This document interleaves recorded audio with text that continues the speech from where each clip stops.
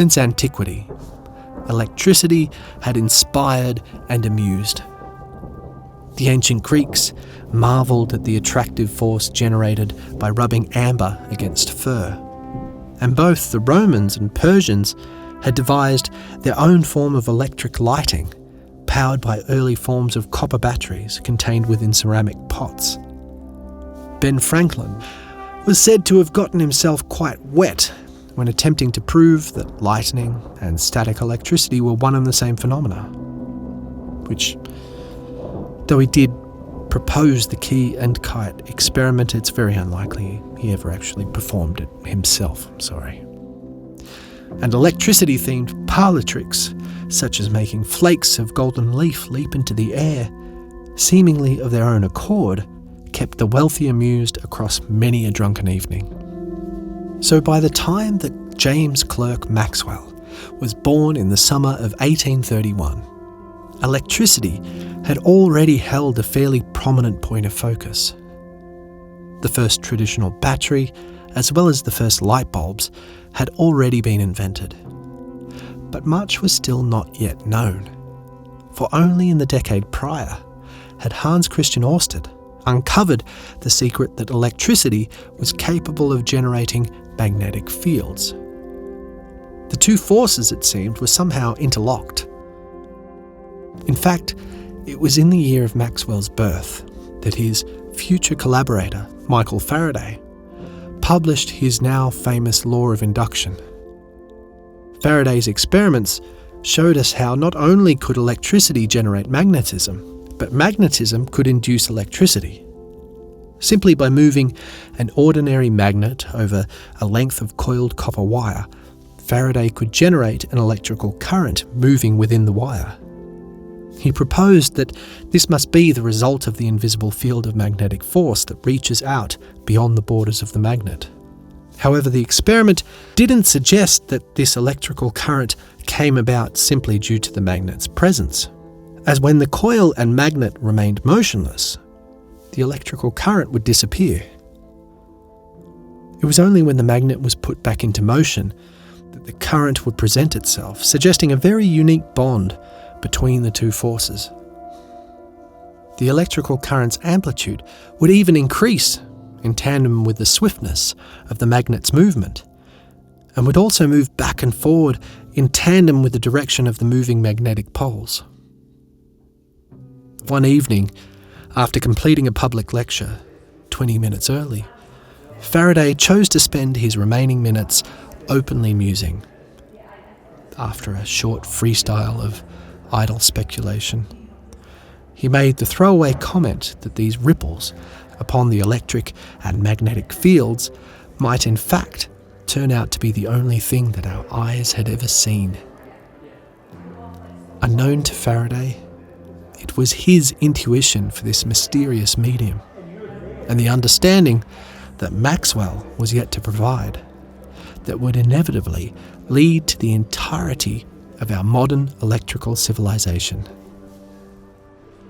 Where the genius of Maxwell first enters is that it was he who devised a way of bringing these varying qualities of electricity and magnetism into a simple mathematical framework. That might not sound entirely exciting, but it was revolutionary.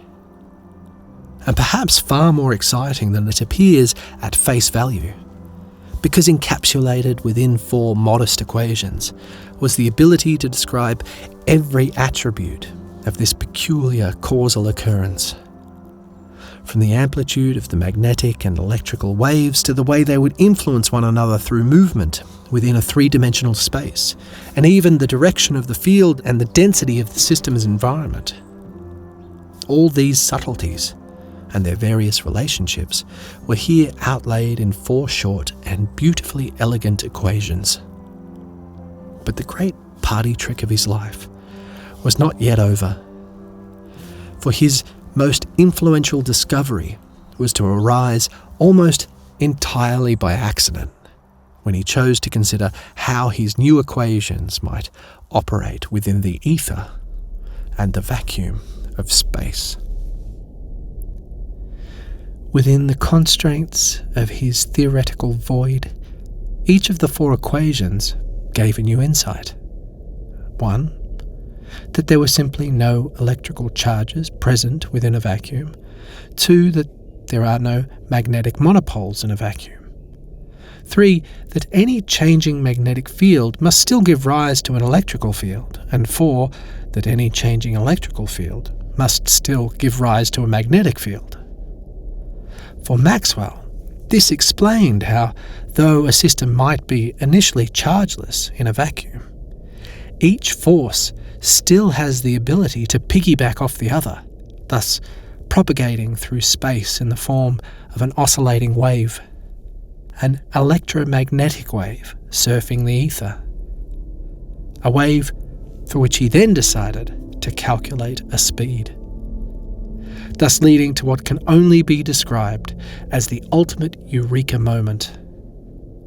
Said Einstein of Maxwell's moment in the sun, quote, "To few men in the world has such an experience been vouchsafed," end quote. The speed of Maxwell's electromagnetic wave turned out to be identical to the then known speed of light. For Maxwell, the astonishment was instant and the revelation clear. Electricity, magnetism, and light must all be properties of a single unified phenomenon. Light must be an electromagnetic wave. The power which fuels our homes, which holds our children's paintings to the fridge door, that makes our hair stand on end, which rips the sky apart during an electrical storm, are all one and the same force as that which allows us to see the many landscapes of a sun-filled day. Though the picture was not yet entirely complete, for if this electromagnetic wave did indeed travel through space at this pace we call the speed of light, to what background should this speed be measured against? After all, there was no reason to believe that this speed should be relative to the surface of the Earth, for the Earth too was travelling through space. It seemed that any appreciation of speed at all could only ever be described relative to the observer's frame of reference. For example, we can imagine passing a ball back and forth between seats on a moving train. Within the reference frame from inside the train, the ball moves at a nice, catchable speed. But from the reference frame of the observer sitting by the bridge feeding the ducks, the ball is actually travelling at speeds greater than 100 kilometres per hour. But it doesn't stop there, because from any reference frame beyond the Earth, neither of these first 2 frames of reference are correct. But more importantly, none of the 3 observers can ever have the right to claim that their point of reference is the one boasting absolute truth. Maxwell, puzzled by this very thought, again fell back on the existence of the luminiferous ether. As with Newton, his ether was to be considered a true definition of rest. For these thinkers, the ether was a stage not only for light, but for all physical reality to play out upon. A truly stationary medium, thin enough to allow planets and stars to effortlessly careen through undisturbed, whilst dense enough to uphold the rigidity of these electromagnetic waves. An idea that was accepted in its entirety. So indisputable was the luminiferous ether that in 1884, physicist Sir William Thomas, known to many as Lord Kelvin, made the outright comment that there was, quote, "one thing we are sure of, and that is the reality and substantiality of the luminiferous ether," end quote. All that was left was to devise an experiment that could reveal the ether to our senses. And of course, an experiment was found. The Michelson-Morley experiment was to be the defining moment in the particle v-wave argument, determining once and for all that light was an electromagnetic wave acting upon an omnipresent luminiferous ether. The idea, initially proposed by Maxwell himself, was to measure the Earth's movement in relation to this ether. Because if the ether were to be the absolute reference frame for the speed of light, then with sensitive enough instruments, we should be able to witness a slight shifting in the speed of light when our own reference frame moves either with or against the ether as the Earth passes around the Sun. And so in 1887, Albert A. Michelson and Edward Morley placed their uncannily sensitive mechanisms of mirrors and beam splitters upon a floating bed of mercury and set out to measure the time difference between two equal beams of light moving perpendicular to one another through space. One travelling one way and the next its opposite. A marvel for the time, the device was so sensitive that even the slightest impact of nearby footsteps could interfere with the results. But as the device was honed and the surrounding environment controlled, the day finally came when the device began its rotation, aligning its path with the Earth's own passage around the Sun.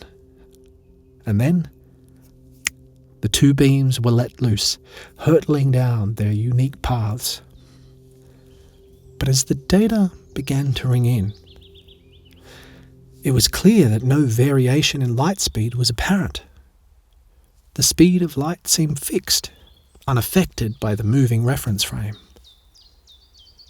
And thus, no evidence for the elusive luminiferous ether could be claimed. As such, the experiment was considered a failure. However, its actual failure was perhaps its inability to pry popular opinion away from the idea of the luminiferous ether. By the end of the 19th century, the prevailing opinion was that the science of physics was coming to its close. The ether was fact, as were all forces understood to be operating within it. Michelson himself commented that the great principles had already been discovered, and that physics would henceforth be limited only to finding truths in the sixth decimal place. All that was to be known had all but been discovered. The atom, reminiscent of ideas once put forward by the ancient Greeks, had already been discovered by chemist John Dalton in 1803, and was considered for the best part of a century as being indivisible, one of the final pieces of the cosmic puzzle.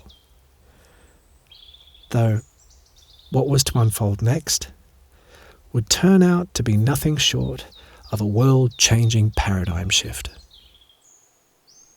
If you enjoyed that and you would like to watch the next part, I'm going to put the links below. Otherwise, the full 1 hour deep dive into the history of light is currently available on our homepage, so feel free to check that out.